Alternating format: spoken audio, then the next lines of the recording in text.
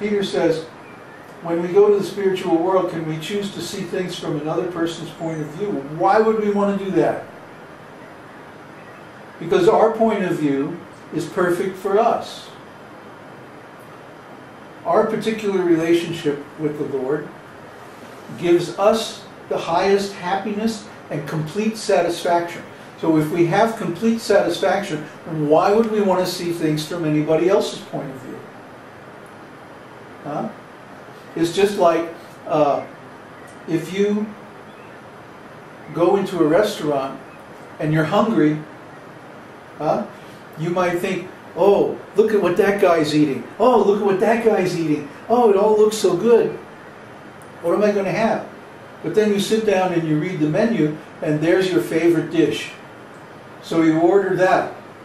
And then after you eat that, you're fully satisfied, and you no longer are attracted to other people, what other people are eating.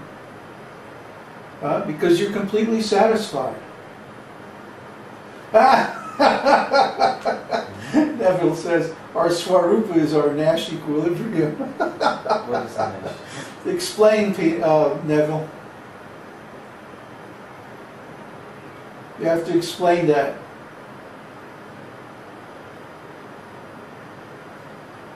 He's probably typing away. Yeah. So we don't even think of what... Oh, I see. We don't even think of what another person's experience of Krishna would be. Yeah, there you go. Because the experience that we have of Krishna is so perfectly satisfying that it makes the desire for anything else disappear. Why should I want to eat if I'm already full? Like that. So yes, it's the Nash equilibrium. Little did you know that you were studying Rasa Tattva.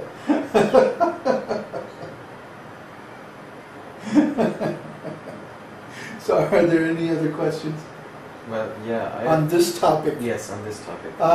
So I thought we could maybe express the eternity of the pastimes according to the respective worlds they happen to be in. Like in the spiritual world, now let's start with the material world. In the material world, you have the pastime of the Lord in a progressive order. Like first he appears on the earth planet and shows the different pastimes, which are the pastimes to the arrow pastimes, and then he goes to another planet. Like you know what I mean? No, I don't. The progression of appearing on different planets and displaying the pastimes.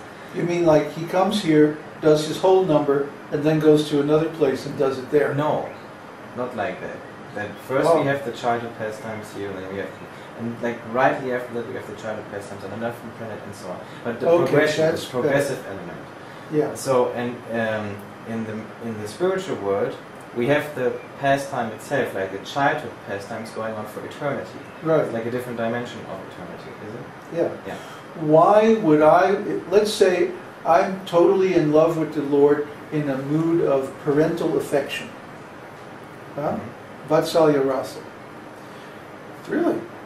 Wow, time goes fast when you're having fun. Let's say I'm in the mood of parental affection. Why would I ever want the Lord to grow up and leave and go to Dwarka? Yeah. No, I want to keep him as my little child, my little baby, and enjoy those pastimes because that's my mood. That's how I enjoy that relationship. So in the spiritual world, in Vrindavan, Krishna never grows up. He never leaves. He remains eternally the young prince of Vrindavan, always in those pastimes with his closest devotees. So this is very esoteric. But if the spiritual world wasn't like that, how can you explain the fact that it's eternal? Does anybody have a question?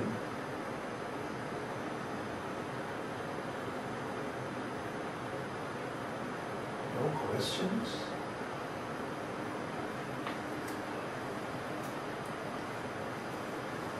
Uh-oh.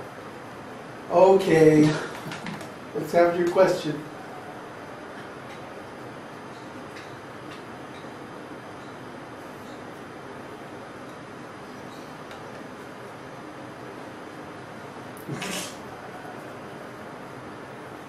You can download it now, Laura.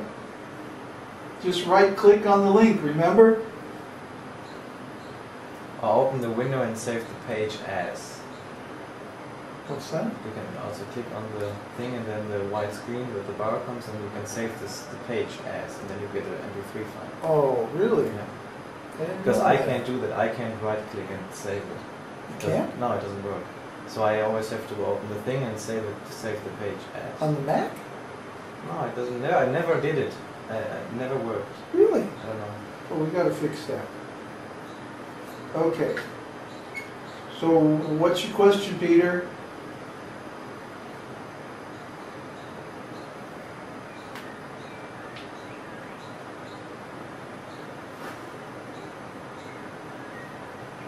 No, it doesn't work that way. He says, if I do one thing in the mode of goodness, another in the mode of ignorance, can I get a reaction in passion? No. It's like you have 3 separate accounts. Huh? Yeah, let's say you go to the bank and you open 3 different accounts. Checking account, a savings account, and a money market account. One is in dollar, one is in yen, and one is in rupees. Yeah, that's good. That's a good example. Yeah, 3 different kinds of currency. And you can't transfer money directly from one account to the other. It's like if you make some money or spend some money in dollars, then it has to go through the dollars account. And if you do it in yen, it has to go through the yen account. And if you do some transaction in rupees, it has to go through the rupee account. So all those 3 are basically independent. If you perform an action that's in the mode of goodness, you get a reaction in the mode of goodness. And if you do something in the mode of passion or ignorance, you get reactions in those modes. That karma is completely independent. The proof of that is stated in the end of the Mahabharata. There's a very interesting episode where Yudhishthira and his brothers leave the material world. When Krishna disappears, they all say, oh, that's it, that's the end, we're out of here. And they march up the path to the Himalayas, and one by one they all died, except for Yudhishthira, who walked right into the heavenly planets in his same self-same body. So anyway, Yudhishthira is there in the heavenly planets, and there's Indra and all the demigods, and there's also Dhritarashtra and all the Kurus, Duryodhana, Karna, all their enemies. And he's going, what the heck is this? These guys did so many sinful things. What are they doing here in heaven? Where's my brothers and my wife and my mother? Where are all these pious people, my father Pandu and all of these wonderful devotees? Where are they? And so Indra says, well, are you sure you want to see where they're at? And he goes, yeah, I don't want to be in heaven if they're not here.